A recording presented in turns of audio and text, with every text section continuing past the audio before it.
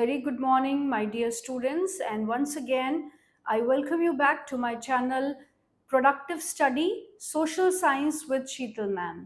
आज जो हम टॉपिक करने जा रहे हैं वो है आपका ज्योग्राफी का 4th चैप्टर जिसका नाम है एग्रीकल्चर। अब देखिएगा बहुत इंपॉर्टेंट चैप्टर है क्योंकि हमारी कंट्री के बहुत बड़ी प्रोपोर्शन ऑफ पॉपुलेशन के साथ ये टॉपिक जो है जुड़ा हुआ है, राइट। तो एग्रीकल्चर चैप्टर में हम आज जो करने वाले हैं वो सबसे पहले हम एग्रीकल्चर की डिफरेंट टाइप्स को आइडेंटिफाई करेंगे। पहले किस तरीके से एग्रीकल्चर किया जाता था, आज एग्रीकल्चर में क्या चेंजेस आए हैं। उसके बाद हम देखेंगे कि एग्रीकल्चर किस पैटर्न में किया जाता है हमारी कंट्री में। क्या एक ही तरह की फसल उगाई जाती है या अलग अलग तरह की फसल उगाई जाती है, जिसे कहते हैं क्रॉपिंग पैटर्न। तो इंडिया के क्रॉपिंग पैटर्न को जानने की हम कोशिश करेंगे और उसके बाद कुछ मेजर क्रॉप्स के जो क्लाइमेटिक रिक्वायरमेंट्स रहती हैं, कौन सी स्टेट्स में वो उगाई जाती हैं, क्या स्पेसिफिक फीचर्स या कैरेक्टरिस्टिक्स उनके होते हैं या उन्हें क्या कंडीशंस चाहिए होती है वो जानेंगे। फूड क्रॉप्स के बारे में भी पढ़ेंगे, नॉन फूड क्रॉप्स के बारे में भी पढ़ेंगे, कुछ फाइबर क्रॉप्स के बारे में भी पढ़ेंगे इंपॉर्टेंट। और लास्ट में जो हमारा टॉपिक रहेगा वो रहेगा institutional and technical reforms, institutional and technological reforms. तो ये देखेंगे कि किस पॉइंट ऑफ व्यू से इन इंस्टीट्यूशनल और टेक्नोलॉजिकल रिफॉर्म्स का आना जरूरी था एग्रीकल्चर सेक्टर में। क्लियर। और लास्ट में जो है हमारा वो है द कॉन्सेप्ट ऑफ भूदान और ग्रामदान, या फिर इसको ब्लडलेस रेवोल्यूशन क्यों कहा जाता है। तो let us begin with our first topic today. सबसे पहले देखिए, हर तरीके से जैसे हम हर चैप्टर में टाइटल को डिफाइन करने की कोशिश करते हैं, तो उसी तरीके से हम एग्रीकल्चर को भी सबसे पहले डिफाइन करेंगे। एग्रीकल्चर क्या है? एग्रीकल्चर को आप देखिए साइंस भी कहा जाता है और एक आर्ट भी कहा जाता है, जिसमें कि हम अर्थ सरफेस से फसल को उगाते हैं। तो to define agriculture, it is a science and an art of cultivating crops और growing crops on the earth surface. और ऑन दी अर्थ सरफेस क्यों? क्योंकि वहां पे सॉइल है, वहां पे ह्यूमस कंटेन है, and that soil provides fertility to your crops. Is it clear? So it is an art and science of growing different types of crops from the earth's surface. Clear? लेकिन कहीं ना कहीं आप देखेंगे, अगर हम agriculture को इतने नैरो सेंस में पढ़ते हैं तो इसका स्कोप जो है वो जस्टिफाई नहीं होगा। तो एग्रीकल्चर में आज बहुत सारी एक्टिविटीज जुड़ गई है। आप लाइव स्टॉक रखते हैं जिसे पशुधन कहा जाता है, या फिर आप इससे जुड़ी और बहुत सारी एक्टिविटीज करते हैं। तो एग्रीकल्चर जो है एक नैरो कॉन्सेप्ट नहीं है, बल्कि बहुत ही ब्रॉड कॉन्सेप्ट है, जिसके प्रिव्यू में बहुत सारी ऐसी एक्टिविटीज आती है जो अर्थ सरफेस से ही जुड़ी हुई रहती है। क्लियर? तो अगर आपने डिफाइन करना है तो डेफिनेटली आप ये डेफिनेशन लिखेंगे इसकी। 1 मार्क पॉइंट ऑफ व्यू से आपका ये क्वेश्चन आता है। तो चैप्टर का पहला क्वेश्चन है आपका 1 मार्क पॉइंट ऑफ व्यू से डिफाइन एग्रीकल्चर, राइट। सेकेंड, आप देखिए, क्योंकि मैंने आपको कहा कि एग्रीकल्चर जो है हमारी कंट्री के पॉइंट ऑफ व्यू से बहुत इंपॉर्टेंट है, बिकॉज हम कहते हैं ना, इंडिया इकोनॉमिक्स में जब हम पढ़ते हैं तो क्या कहते हैं, that India is a agrarian economy. Agrarian economy means that we are largely dependent on agriculture. हमारा ऑक्यूपेशनल स्ट्रक्चर अगर आप देखेंगे तो major portion of the population, बड़ा पार्ट हमारी पॉपुलेशन का जो है वो एग्रीकल्चर सेक्टर से जुड़ा हुआ है, एग्रीकल्चर से जुड़ा हुआ है। और आप देखिएगा कि हमारी टोटल जो पॉपुलेशन है उसकी 2/3 पॉपुलेशन जो है वो आपकी एग्रीकल्चर से ही अपनी लाइवलीहुड कमाती है। तो जाहिर सी बात है कि एग्रीकल्चर हमारी कंट्री के लिए बहुत इंपॉर्टेंट है। तो इसी पॉइंट ऑफ व्यू से आपका फर्स्ट 5 मार्क्स का क्वेश्चन बनता है, highlight the importance of agriculture, highlight the importance of agriculture specially for a country like India. कि इंडिया के लिए एग्रीकल्चर इतना इंपॉर्टेंट क्यों है, इस पे जरा थोड़ी सी रोशनी डालिए, राइट। सो लेट अस सी क्या कहता है। India is an agriculturally important country. 2/3 of its population is engaged in agricultural activity. Agriculture is the primary activity which produces most of the food. Beside food grains, it also produces raw material for various industry. It still continues to employ large part of population. Only agricultural self sufficiency can sustain world's largest population. तो क्या समझ में आ रहा है इस बात से आपको कि एग्रीकल्चर, आप देखिएगा स्पेशली अगर हम इंडिया की रेफरेंस में बात कर रहे हैं तो 2/3 हमारी पॉपुलेशन का जो है वो एग्रीकल्चरल एक्टिविटी से अपना लाइवलीहुड कमाता है, अपने परिवार का भरण पोषण करता है। क्लियर? उसके बाद अपने परिवार के बाद इतनी बड़ी पॉपुलेशन को सस्टेन कर पाना बहुत मुश्किल होता अगर हम एग्रीकल्चरली इतने फ्लोरिश नहीं कर रहे होते। आप सोचिए, जब आपका ग्रीन रेवोल्यूशन नहीं था, वी वर ग्रेन डेफिसिट, हमारे पास अनाज की भारी कमी होती थी and huge resource of our country, हमारा कंट्री के बहुत बड़े रिसोर्सेज जो हैं इंपोर्ट के लिए, अनाज इंपोर्ट करने के लिए निकल जाया करते थे। तो कहाँ आज हम डेफिसिट से सरप्लस हो गए हैं, तो this is just because of agriculture.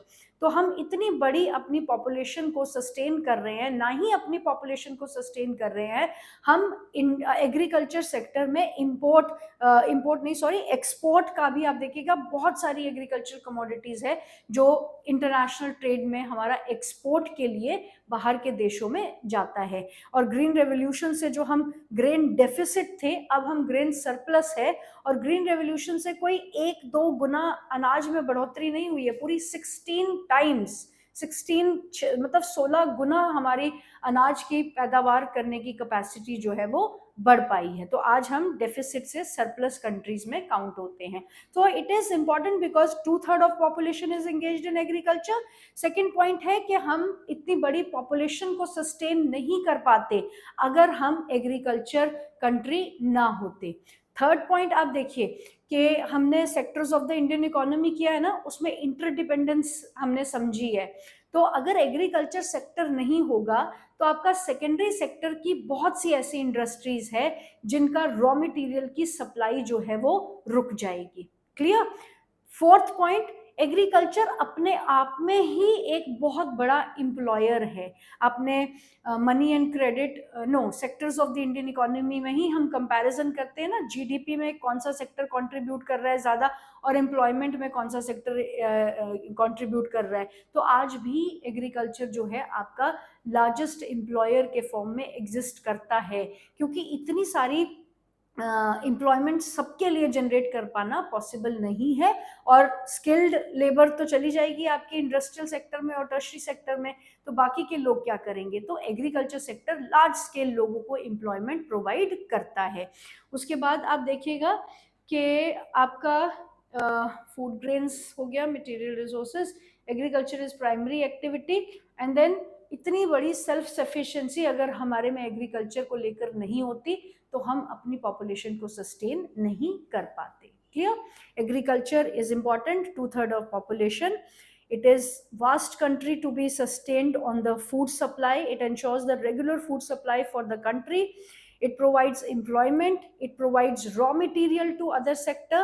It generates demand for the goods which are produced in other sectors. It enhances tertiary sector as well, and self sufficiency in food grains is largely needed. इसलिए agriculture बहुत important है हमारी country के लिहाज से। I hope आपको ये 5 number का क्वेश्चन जो है क्लियर हो गया होगा। नेक्स्ट आप देखेंगे फॉर्म्स ऑफ एग्रीकल्चर। हम इसमें अलग अलग टाइप्स ऑफ एग्रीकल्चर को समझेंगे कि क्या एग्रीकल्चर जो है जैसे पहले हुआ करता था वो आज भी उसी तरीके से हो रहा है या उसमें कुछ चेंजेस आए हैं, और पिछले टाइम में ट्रेडिशनल एग्रीकल्चर जो थे तो उसके भी क्या कैरेक्टरिस्टिक्स थे, हम ये जानेंगे। तो सबसे पहले आप देखिएगा हमारा सबसे पहला फॉर्म है प्रिमिटिव सबसिस्टेंस फार्मिंग। अब आप देखिए इसमें नाम से ही इसके फीचर्स निकल कर आ रहे हैं, 2 फीचर्स तो इसके नाम से ही निकल कर आ रहे हैं, प्रिमिटिव एंड सबसिस्टेंस। प्रिमिटिव क्या होता है? पुराना तरीका, जो पुराने तरीके से किए जाने वाला एग्रीकल्चर है। और सबसिस्टेंस होता है जब हम क्रॉप्स सिर्फ फैमिली के यूज के लिए या फिर अपने आसपास के नेबर या रिलेटिव्स के इस्तेमाल के लिए हम जब क्रॉप्स उगाते हैं उसे कहते हैं सबसिस्टेंस। और सबसिस्टेंस का ऑपोजिट होता है कमर्शियल। कमर्शियल होता है जब हम प्रॉफिट कमाने के लिए, मार्केट में बेचने के लिए क्रॉप्स उगा रहे हैं तो वो कमर्शियल है, और उसका ऑपोजिट होता है सब्सिस्टेंस। दैट मीन्स जब हम सिर्फ अपनी फैमिली के यूटिलाइजेशन के लिए या फिर अपने नेबर्स और अपने रिलेटिव के यूटिलाइजेशन के लिए क्रॉप्स उगा रहे हैं तो उसे कहा जाता है सब्सिस्टेंस। तो प्रिमिटिव सब्सिस्टेंस फार्मिंग, पुराने तौर तरीकों से किए जाने वाला, अपने उपयोग के लिए की जाने वाली farming, that is known as primitive subsistence farming, right. Now इसके फीचर्स देखिए, ये क्वेश्चन जो आपको, हम इसमें 4 टाइप की अभी एग्रीकल्चर के टाइप्स करेंगे, जिसमें कि आपका प्रिमिटिव सब्सिस्टेंस है, फिर आपका इंटेंसिव एग्रीकल्चर है, उसके बाद हम कमर्शियल फार्मिंग करेंगे, उसके बाद हम प्लांटेशन फार्मिंग करेंगे। तो इन सारे क्वेश्चंस, इन सारे टॉपिक्स में आपका क्वेश्चन जो है वो कॉमन रहता है, या तो आपको 3 नंबर के पॉइंट ऑफ व्यू से 3 कैरेक्टरिस्टिक्स लिखने हैं, या आपको 5 मार्क्स के पॉइंट ऑफ व्यू से ये क्वेश्चन आता है, उसमें आपने 5 कैरेक्टरिस्टिक्स लिखने हैं, या फिर आपको कंपैरिजन आ सकता है, compare between primitive subsistence farming and commercial farming, bring out the differences between any 2 types of farming. Is it clear? तो ये क्वेश्चन जो है आपका सेम चलेगा आगे प्लांटेशन एग्रीकल्चर तक, क्लियर। और 1 मार्क के क्वेश्चन तो ऑब्वियसली कहीं से भी कितने भी आ सकते हैं, राइट। सो इसका आप देखिए, एक्सक्यूज मी, इसका आप देखिए सबसे पहला फीचर क्या कहता है, this type of farming is practised in few pockets of India, is still practised, अभी भी प्रैक्टिस किया जाता है, क्योंकि आप नॉर्थ ईस्टर्न पार्ट देखिए वो लार्जली सिविलाइजेशन से काफी हद तक दूर है, तो अभी भी यहाँ पर कुछ एरियाज हैं जहां पर ये प्रिमिटिव सब्सिस्टेंस फार्मिंग आज भी किया जाता है। Then primitive subsistence agriculture is practiced on small patch of a land, इसका जो लैंड होल्डिंग का साइज रहता है, क्योंकि प्रिमिटिव है, अपने लिए उगाया जा रहा है ना, तो लार्ज स्केल खेती बाड़ी करेंगे तो उसमें इन्वेस्टमेंट ज्यादा लगेगी, इसलिए इसका जो लैंड होल्डिंग का साइज रहेगा वो छोटा रहता है, अपनी फैमिली के हिसाब से रहता है। देन सेकेंड फीचर है आपका small patch of land, and then third है it is done with the primitive tools, पुराने जमाने के जो ट्रेडिशनल टूल्स होते थे, जैसे दाव है, सिकल है, होय है, आपने देखा होगा ना, जो एक सिकल होती है, दराट होती है, इस तरीके की एक वो औजार होता है, उससे घास काटी जाती है, लकड़ियां काटी जाती है, या फिर घास को इकट्ठे करने के लिए, I mean primitive tools use किए जाते हैं जो पुराने जमाने से चले आ रहे हैं। Then family and community labour, family and community labour का क्या मतलब है कि यहाँ पर लेबर बाहर से हम एम्प्लॉय नहीं करते हैं, जो फैमिली के आपके लोग हैं या आसपास के नेबर के लोग हैं, उन्हीं की मदद से यहाँ पर खेती बाड़ी इस तरीके से की जाती है।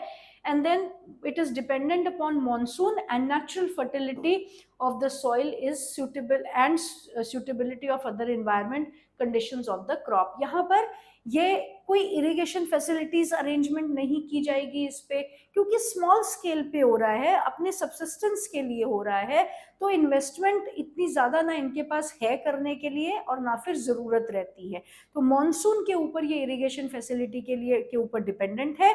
दूसरा नेचुरल फर्टिलिटी पे डिपेंड करते हैं, कोई इंसेक्टिसाइड, पेस्टिसाइड, फर्टिलाइजर्स या बड़े बड़े केमिकल्स वगैरह इसमें नहीं डाले जाते हैं। तो ये 5 फीचर्स है आपके जो प्रिमिटिव सब्सिस्टेंस फार्मिंग के रहते हैं। Number 1, it is practised on a small patch of a land, it is practised with the family and community labor, it is practiced with primitive type of tools, it is no heavy investment is done, it is dependent on monsoon for its irrigation purpose, and no large doses of chemicals and fertilizers are added to the fields। I hope primitive subsistence farming आपको समझ में आ गया है, नाम से ही पता चल रहा है पुराने जमाने में अपने लिए की जाने वाली फार्मिंग, और ये आज भी इंडिया के कुछ पॉकेट्स में, कुछ एरियाज में की जाती है। नेक्स्ट हम मूव करेंगे, आपका जो सेकंड टाइप है, काफी बार आप कर चुके हो इसको, दूसरी क्लास, छोटी क्लासेस में भी आप इसको ऑलरेडी कर चुके हो, slash and burn agriculture, slash and burn agricultural type of farming. इसमें क्या होता है, नाम से ही पता चल रहा है, देखो स्लैश एंड बर्न, स्लैश क्या होता है, झाड़ियों को ऐसे काटना, झाड़ियों को इस तरीके से दरट्टी से, सिकल से ये इस तरीके से काटते हैं, तो that is known as slashing. और बर्निंग क्या होता है कि जो झाड़ियां आसानी से कट गई है वो तो काट काट दी जाएगी, लेकिन जिनकी रूट्स जो हैं वो बहुत बड़ी है और उनको काटते हुए हाथ जो है वो कट जाते हैं, तो उनको काटा नहीं जाता है, उनको जला दिया जाता है। क्लियर? तो slashing means cutting and then burning, जो लेफ्ट ओवर रूट्स है उनको जला दिया जाता है। अब इस जलाने का दो फायदे हैं, एक तो जो डिफिकल्ट रूट्स थी वो खत्म हो जाएगी, और दूसरा फायदा ये है कि जो आपकी बर्निंग से जो ऐश जमीन पर रह जाएगी, जो फील्ड में रह जाएगी, जो राख जमा हो जाएगी ना जलने के बाद, तो that aids fertility to the soil, वो सॉइल के उपजाऊपन को बढ़ाती है, इसलिए इसे कहा जाता है slash and burn method. Is it clear? मैंने आपको एक्सप्लेन कर दिया है, एक बार इसके फीचर्स देख लेते हैं। It is slash and burn agriculture. Farmer clears a patch of land and produces cereals and other food crops to sustain their family. When the soil fertility decreases, the farmer shifts to the clear and fresh patch of land for cultivation.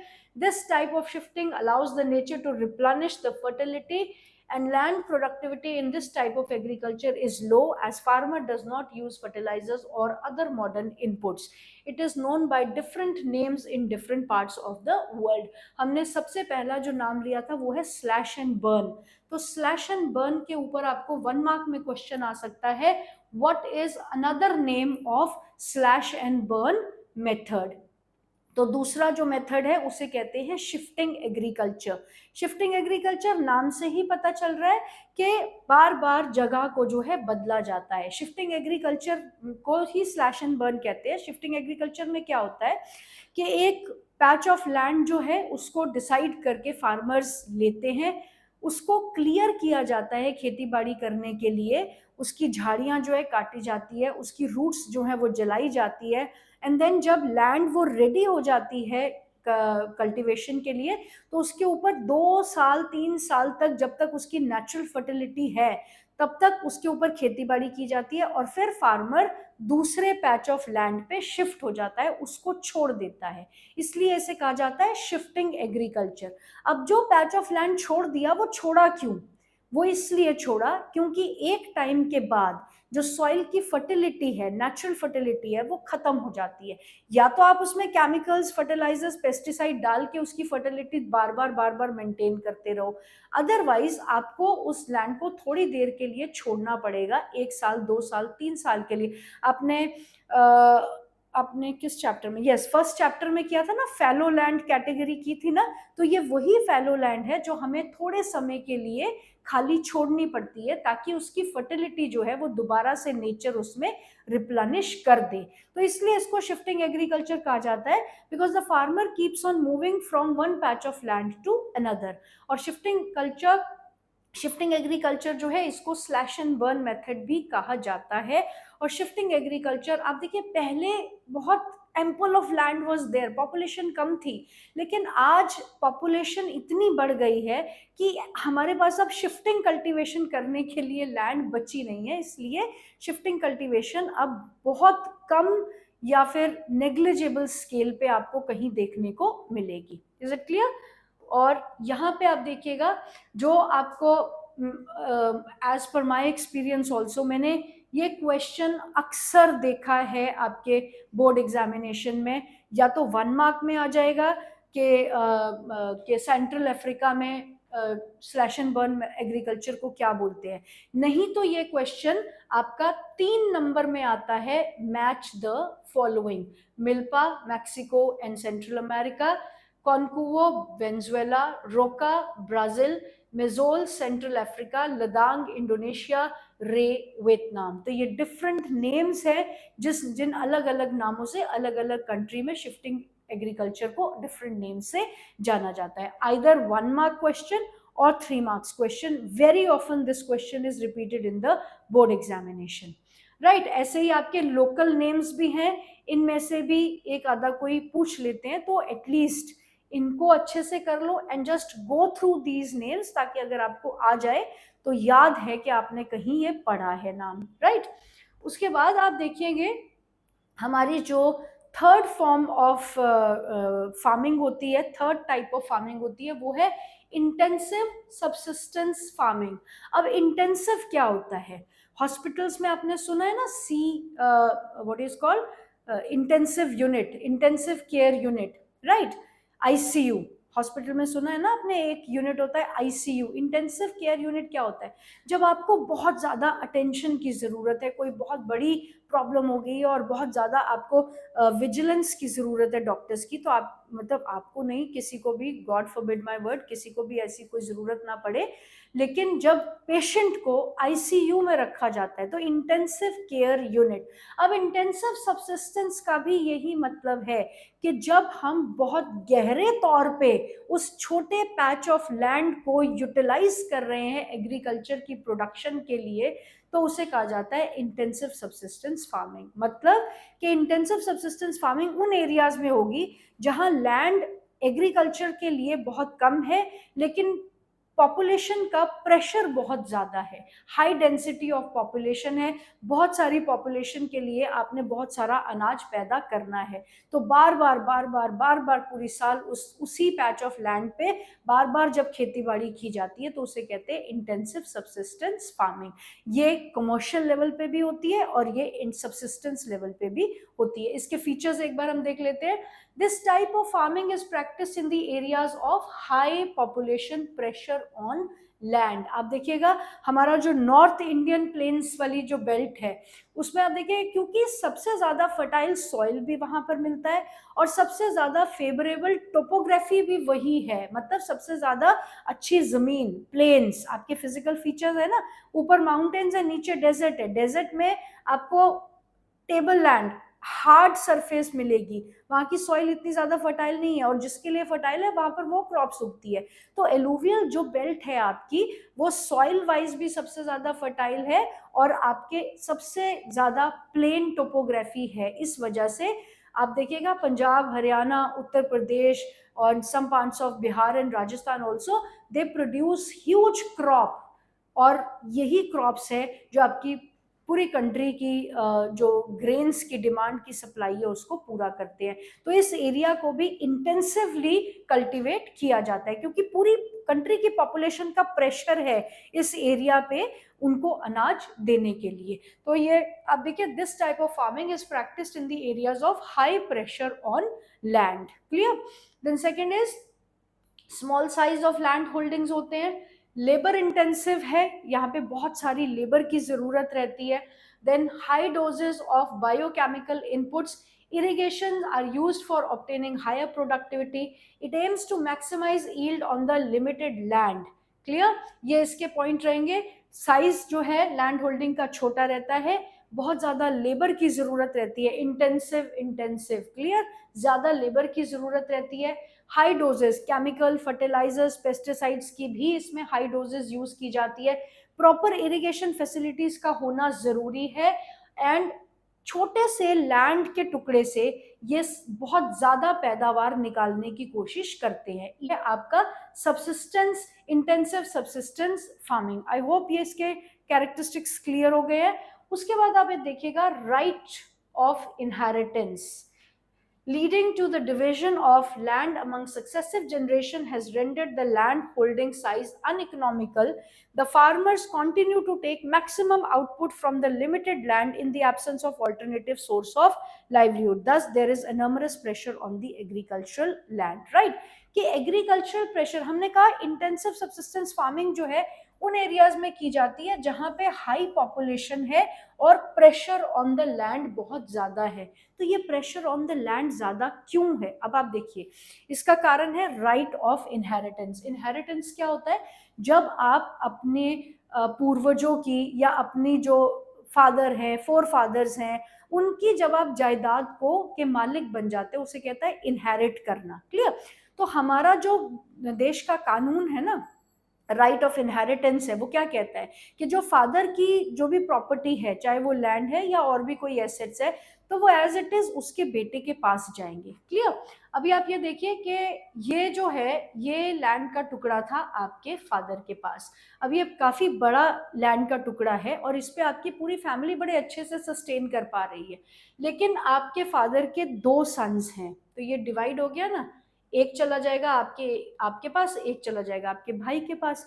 अब आगे हर हर उसके मतलब हर सन के अगर एक एक सन रह गया तो ठीक है, ये एक आपके पास इतना इतना टुकड़ा ही रहेगा। लेकिन अगर फिर दो दो सन्स हो गए तो ये भी डिवाइड हो गया, ये भी डिवाइड हो गया। दैट मीन्स कि बड़े साइज ऑफ लैंड होल्डिंग्स जो हैं वो आगे से आगे जनरेशन्स के पास ऑन होते होते छोटे होते चले जाते हैं। तो जिस वजह से अब size of the land holding तो छोटा हो रहा है, लेकिन साइज ऑफ द फैमिली बढ़ता चला जा रहा है। तो अब उतने से ही टुकड़े में, पहले इतने टुकड़े में 4 फैमिली मेंबर्स का मतलब भरण पोषण हो रहा था, अब इतने इतने टुकड़े में 8 फैमिली मेंबर्स का भरण पोषण करना पड़ रहा है। तो जमीन तो नहीं बढ़ रही ना, बिकॉज जमीन इज अ इनफाइनाइट रिसोर्स तो नहीं है, फाइनाइट रिसोर्स है, आप उसको अपने हिसाब से तो नहीं बढ़ा सकते।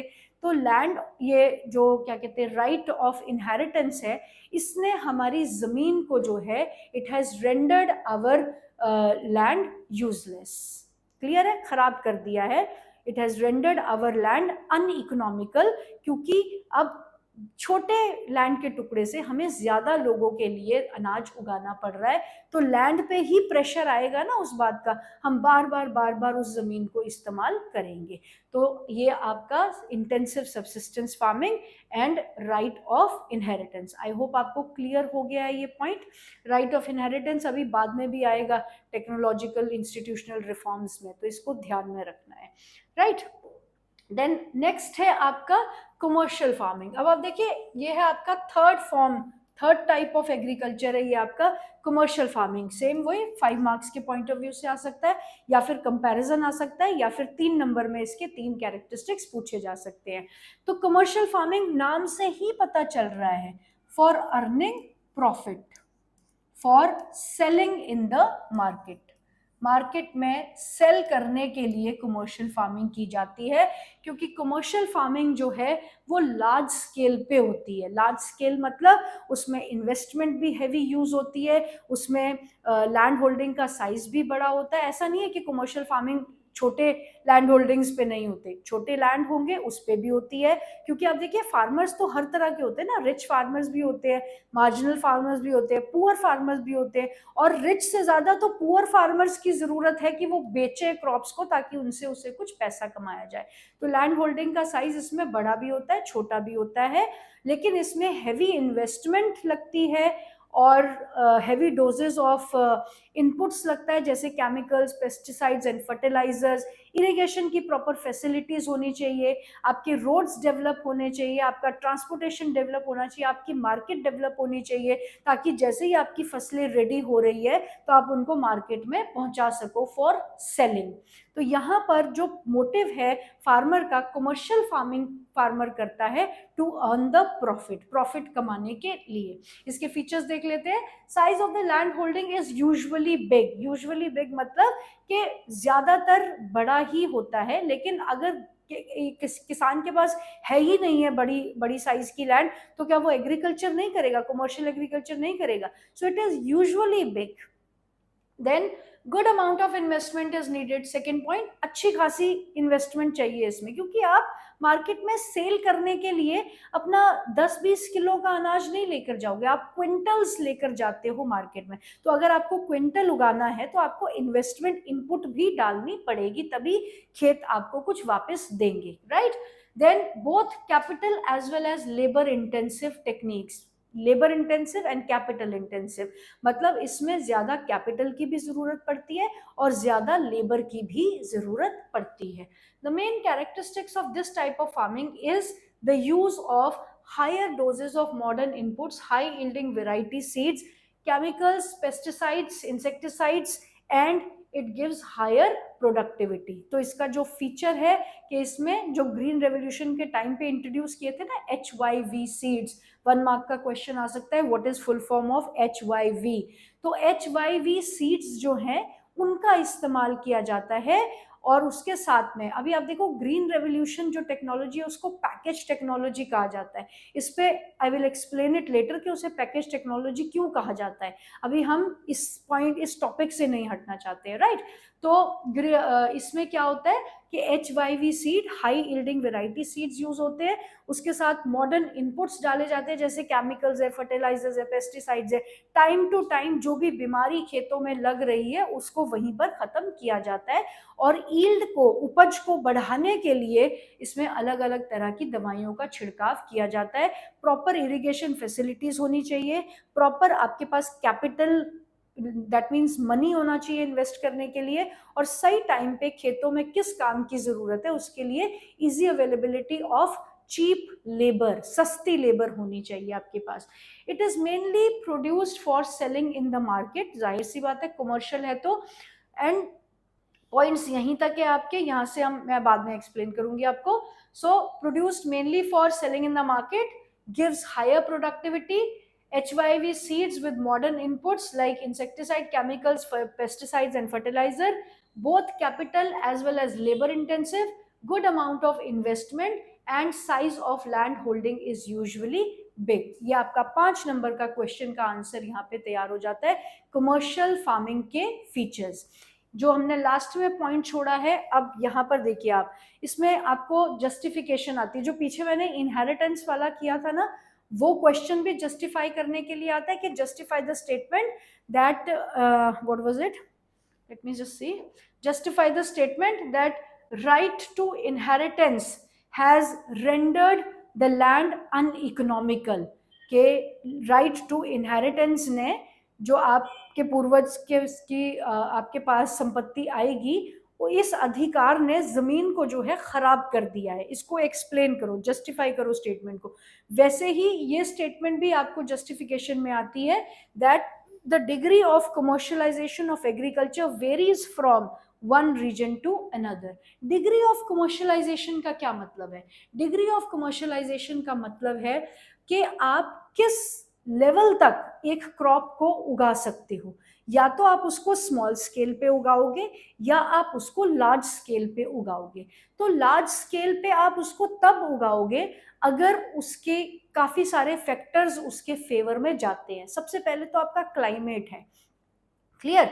ऐसा तो नहीं है, अब आप देखिए राइस जो है वो आपका towards the eastern, if we take the map of India, this will be the map of India, तो आपका ये ईस्टर्न पार्ट का आपका राइस जो है वो मेजर क्रॉप है। वाइस वर्सा वीट आपका क्रॉप जो है वो नॉर्दर्न पार्ट का मेजर क्रॉप है। तो क्योंकि वीट के लिए ग्रो करने के लिए जो फेवरेबल कंडीशंस है वो नॉर्थ में है, इसलिए वीट को कमर्शियल पर्पस के लिए नॉर्थ में उगाया जाएगा। जितने भी आपके वाटर रिच रीजन है, रेनफॉल रिच रीजन है, वहां पर आपके फेवरेबल कंडीशन है राइस उगाने के लिए, तो वहां पर राइस को जो है कमर्शियल पर्पस के लिए उगाया जाएगा।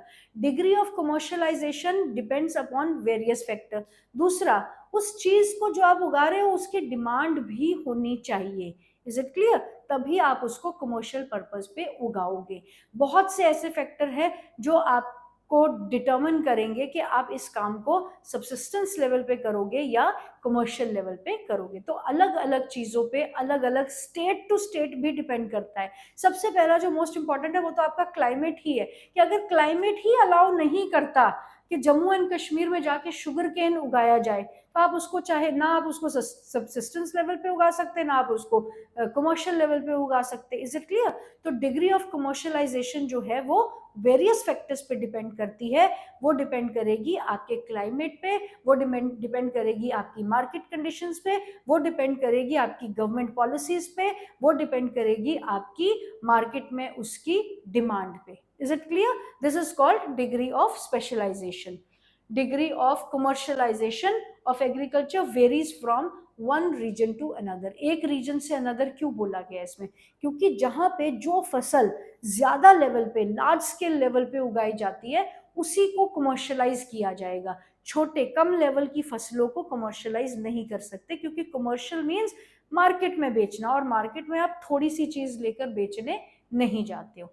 Is it clear? So justification में आपके 3-3 नंबर में ये 2 question, land right of inheritance और एक डिग्री ऑफ कमर्शियलाइजेशन, ये 2 क्वेश्चन आपके जस्टिफिकेशन में आ सकते हैं।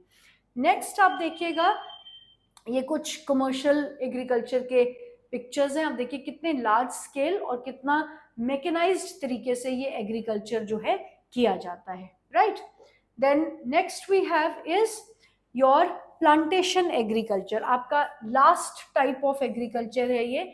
प्लांटेशन एग्रीकल्चर क्या कहता है? सबसे पहले तो जानिए कि प्लांटेशन एग्रीकल्चर जो है वो कमर्शियल एग्रीकल्चर की ही फॉर्म है। एग्रीकल्चर, कमर्शियल एग्रीकल्चर के अंडर ही आपका प्लांटेशन एग्रीकल्चर आता है।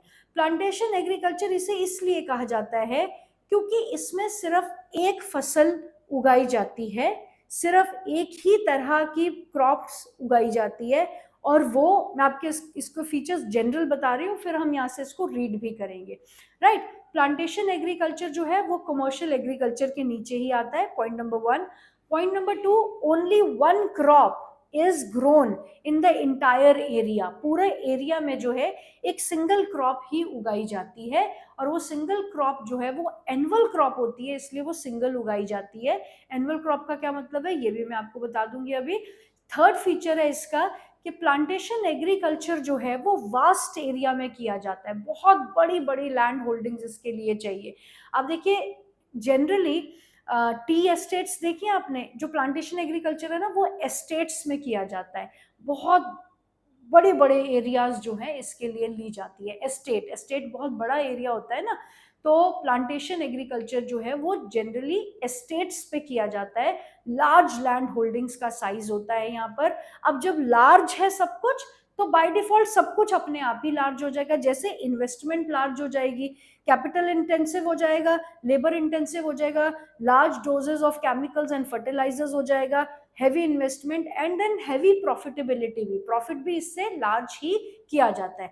दूसरा क्वेश्चन जो है, मैंने आपको बोला वास्ट एरिया पे किया जाता है और एक ही फसल उगाई जाती है। इसमें वो फसलें उगाई जाती है जो साल में सिर्फ एक बार आती है, जिसको हम एनुअल क्रॉप कहते हैं। एनुअल क्रॉप वो होती है जिसका ग्रोइंग पीरियड बहुत बड़ा होता है, साल में सिर्फ एक ही बार वो हार्वेस्टिंग के लिए तैयार होती है। जैसे आपका गन्ना है, बनाना है, टी है, कॉफी है, शुगर केन है, ये आपके एनुअल क्रॉप्स है, ये पूरा साल लेते हैं पकने के लिए, इसे इसलिए इसे हम एनुअल क्रॉप कहते हैं। तो प्लांटेशन एग्रीकल्चर में एक ही फसल उगाई जाती है और वास्ट एरियाज में उगाई जाती है। तो प्लांटेशन क्रॉप्स में जो क्रॉप्स आती है जिनको हमें जिनका हमने जिक्र किया, जैसे टी है, कॉफी है, शुगर केन है, आप देखिए ये जो क्रॉप्स होते हैं ये ऐसे क्रॉप्स है जो बहुत ज्यादा ट्रांसपोर्टेशन अगर इनको रहेगा ना एक एरिया से दूसरी जगह ले जाने के लिए, तो इनकी क्वालिटी जो है वो लूज हो जाती है। अब टी है, टी एक एरोमा बेस्ड चीज है, उसकी खुशबू इंटैक्ट रहनी चाहिए।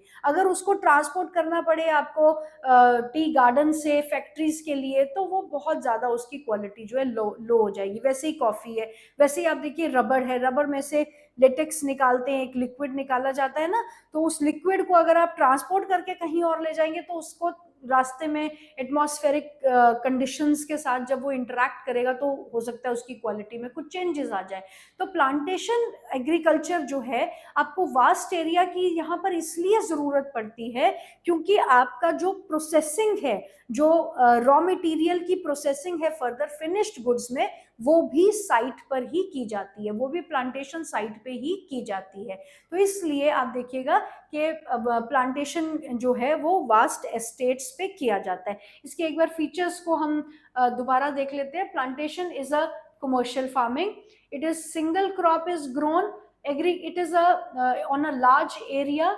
It is an interface between agriculture and industry.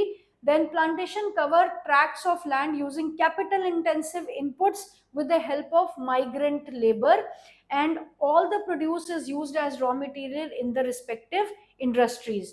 कुछ आपको 1 मार्क का क्वेश्चन ये भी आता है कि give example of crops which are grown in plantation, तो आप tea, coffee, rubber, sugarcane, banana etcetera, इसके आप एग्जाम्पल यहाँ से दे सकते हैं। टी देखिए, it is grown in Assam and north Bengal, coffee in Karnataka, and some part of important plantation crops are grown in these states. देन अभी आपके ये जो फीचर है मार्केट, मार्केट जो है वो सिर्फ प्लांटेशन के लिए नहीं, अगर आप कमर्शियल क्रॉप कर रहे हैं तो उसके पॉइंट ऑफ व्यू से भी इंपॉर्टेंट होती है। मार्केट है, ट्रांसपोर्टेशन है, कम्युनिकेशन फैसिलिटीज है, अनइंटरप्टेड इलेक्ट्रिसिटी सप्लाई है, वाटर सप्लाई है, ये कुछ कंडीशंस है जो हर प्लांटेशन एग्रीकल्चर के हिसाब से इंपॉर्टेंट है, आपका कमर्शियल है चाहे आपका प्लांटेशन एग्रीकल्चर है। तो इसमें एक दो चीजें और मैं आपको बताना चाहूंगी। माइग्रेंट लेबर, माइग्रेंट लेबर का क्या मतलब होता है कि आप देखिए प्लांटेशन जो क्रॉप जो है या फिर कमर्शियल क्रॉपिंग के लिए भी आप देखिए कि लार्ज स्केल लेबर की जरूरत रहती है। तो लेबर अगर हमें चीप लेबर अवेलेबल नहीं रहेगी तो इन्वेस्टमेंट जो है वो हमारी बढ़ जाएगी। इसलिए माइग्रेंट लेबर, माइग्रेंट मतलब जो दूसरी जगहों से माइग्रेट होके आती है। अब जैसे आप देखिए पैडी का सीजन होता है ना पंजाब हरियाणा में, तो आपने देखा कि बिहार और उत्तर प्रदेश की बहुत सारी लेबर जो है वो उस वक्त आपको पंजाब और हरियाणा में मिलेंगी। क्यों? क्योंकि माइग्रेंट लेबर जो है वो चीप रहती है, मतलब सस्ती रहती है as compare to local labour, इसलिए माइग्रेंट लेबर को जो है यहाँ पर प्रेफर किया जाता है। दूसरा आपका जो इसमें एक और पॉइंट था, yes, it is an interface between agriculture and industry. इसका क्या मतलब है? मैंने आपको बताया कि जो प्लांटेशन साइट्स होती है वहीं पर उनकी प्रोसेसिंग भी की जाती है। That means from agriculture to industry, सारा का सारा काम ये साइट पे ही किया जाता है। तो it connects the agriculture and industry together, that is why it is known as interface of agriculture and industry. तो आई होप आपको यहाँ तक ये सारा टॉपिक क्लियर हो गया होगा। अभी तक हमने पढ़ा है importance of agriculture, then types of agriculture जिसमें intensive subsistence farming, primitive subsistence farming, commercial farming and plantation farming. Right, अब जब आप फार्मिंग के टाइप्स को समझ चुके हैं तो नेक्स्ट टॉपिक है हमारा, वो है आपका क्रॉपिंग पैटर्न। दैट मीन्स कि जब हमें पता चल गया कि किस तरीके से एग्रीकल्चर किया जाता है, अब हमें जानना है कि कौन सा क्रॉप किस टाइम पे उगाया जाता है। तो क्रॉपिंग पैटर्न को हम सबसे पहले एक नंबर के पॉइंट ऑफ व्यू से डिफाइन करेंगे। क्लियर? डिफाइन देखिए आप, cropping pattern is a special arrangement and sequence of crops grown on piece of land over the time. Special, देखिए ये वर्ड जो है इसको कई बार लोग ना स्पेटियल पढ़ते हैं, मैंने बहुत सारे लोगों को इसको स्पेटियल प्रोनाउंस करते हुए सुना है। तो it is not spatial, it is special. Because आप देखिए जो ज्योग्राफी है, ज्योग्राफी को हम पढ़ते हैं स्पेस की रेफरेंस में, नॉट द आउटसाइड स्पेस। हम बात कर रहे हैं स्पेस, जो हम स्पेस कवर करते हैं, अर्थ सरफेस। ज्योग्राफी को हम अर्थ सरफेस और स्पेस की रेफरेंस में पढ़ते हैं। और हिस्ट्री जो है आपकी वो टेम्पोरल है। ज्योग्राफी आपकी हॉरिजॉन्टली चलती है और हिस्ट्री आपकी वर्टिकली चलती है, क्योंकि हम इसमें हिस्ट्री में हम सीक्वेंस ऑफ टाइम पढ़ते हैं। तो geography is called spatial and history is called temporal. तो ज्योग्राफी क्रॉपिंग पैटर्न क्या है? It is the spatial arrangement और and sequence of crops grown on piece of land over time. के time के साथ साथ आपने, मतलब एक साल का जो आपका टाइम है उसमें एक सीक्वेंस में, एक साइकिल में आप कौन से क्रॉप्स उगा सकते हो, उसे कहते हैं क्रॉपिंग पैटर्न। 1 mark question. उसके बाद इंडिया में कितने क्रॉपिंग पैटर्न्स है? इंडिया में 3 क्रॉपिंग पैटर्न है, rabi, kharif and zaid. Is it clear? इनके कैरेक्टरिस्टिक्स हम अभी नेक्स्ट टॉपिक में करेंगे। 3, ये भी आपका 1 मार्क का क्वेश्चन आता है, what are the names of different cropping patterns in India? Rabi, kharif और जैद। Is it clear? यहाँ पे जो क्वेश्चन आएगा आपको वो 3 मार्क्स में, या तो 3 में आता है, 3 कैरेक्टरिस्टिक्स लिखो राबी और खरीफ के, या फिर 5 नंबर में आ सकता है, या फिर कंपैरिजन भी आ सकता है, make a comparison between rabi and kharif type of crops. Is it clear? और ये इंडिविजुअली जैद जो है 2 मार्क्स में ये भी आ सकता है। देन नेक्स्ट आप देखिएगा, हम सबसे पहले कैरेक्टरिस्टिक्स करेंगे राबी सीजन के। राबी सीजन किसे कहते हैं? राइट, तो राबी और खरीफ में ना कई बार जो है बच्चों को काफी कंफ्यूजन हो जाती है कि खरीफ कौन सी होती है और राबी कौन सी होती है। तो इसके लिए हम थोड़ा सा इसको याद करने के लिए थोड़ा सा इजी कर देते हैं। Rabi means R, and October to December ROD, ROD, ROD हमने बना दिया है। राबी वो फसलें हैं जो अक्टूबर टू दिसंबर उगाई जाती है, सो की जाती है। क्लियर? अब देखिए एग्रीकल्चर, जो हम फसल उगाने की जो पूरा प्रोसेस है ना, उसमें 3 चीजें आती है। पहला है सोइंग, जिसमें हम बीजों को उगा रहे हैं, बो रहे हैं। देन इज ग्रोइंग, फसल जो है बड़ी हो रही है। एंड देन इज हार्वेस्टिंग, जब फसल तैयार हो गई है उसे काटा जा रहा है। तो राबी की जो फसल है वो अक्टूबर टू दिसंबर में सो की जाती है, बोई जाती है। उसके बाद harvested in summer from April to June. अप्रैल में हम बैसाखी सेलिब्रेट करते हैं ना, बैसाखी हम किस लिए सेलिब्रेट करते हैं? क्योंकि उस वक्त राबी की फसल को हार्वेस्ट किया जाता है, फसल जो है वो कटने के लिए तैयार हो जाती है। क्लियर? तो अक्टूबर टू दिसंबर में इसे बोया जाता है, और अप्रैल टू जून में इसे हार्वेस्ट, दैट इज काट लिया जाता है। Right? Availability of precipitation during winter month. अब राबी की फसल जो है वो क्योंकि विंटर में उगाई जा रही है, तो विंटर में आने वाली बारिश जो कि आपकी टेम्परेट साइक्लोन्स के साथ आती है, वेस्टर्न डिस्टर्बेंसेस, जो आपकी क्लाइमेट चैप्टर किया है ना आपने 9th क्लास में, जो वेस्टर्न डिस्टर्बेंसेस है, मेडिटेरेनियन सी की तरफ से आने वाली जो हवाएं हैं, वो आपकी विंटर रेनफॉल के फॉर्म में राबी की फसलों के लिए बहुत जरूरी होती है। लेकिन क्योंकि ग्रीन रेवोल्यूशन इंट्रोड्यूस हो चुका है, तो इरिगेशन फैसिलिटीज के बिहाफ पे भी राबी की फसलें जो है वो उगाई जाती है। अब देखिएगा, राजस्थान, पंजाब, हरियाणा, उत्तर प्रदेश, यहाँ पे ग्रीन रेवोल्यूशन की वजह से राबी की फसलें जो है इंपॉर्टेंट मानी जाती है। और उसके अलावा these crops are grown in large parts of India, states from north to northwestern such as Punjab, Haryana, Himachal, Jammu Kashmir, Uttarakhand and Uttar Pradesh are important crops growing rabi crops. और कुछ इंपॉर्टेंट क्रॉप्स जो इसके अंडर आती है वो है wheat, barley, peas and gram mustard. ये 1 mark question आ सकता है। Give any 2 examples of crops grown under rabi cropping season. Is it clear? तो ये आपके राबी के कैरेक्टरिस्टिक्स है। क्या क्या है? October to December sown, harvested from April to June. सर्दियों की जो बारिश है वो इसके लिए जरूरी होती है, क्योंकि थोड़ी ही बारिश चाहिए होती है इन फसलों को उगाने के लिए। और इनमें आप देखिए जो सबसे इंपॉर्टेंट फसल है वो है आपकी वीट, क्योंकि वीट का जब हम मैप करते हो तो नॉर्थ इंडिया में मेजर ग्रोइंग एरियाज है ना वीट के, और राइस के जो है वो वाइस वर्सा दूसरी डायरेक्शन में चले जाते हैं। तो वीट जो है वो आपकी राबी की मेन फसल मानी जाती है, मानी जाती नहीं है। Okay, then we have the next, that is kharif. अब आपका जो हमारा जो सेकंड क्रॉपिंग सीजन है, हमारा सेकंड क्रॉपिंग सीजन है खरीफ।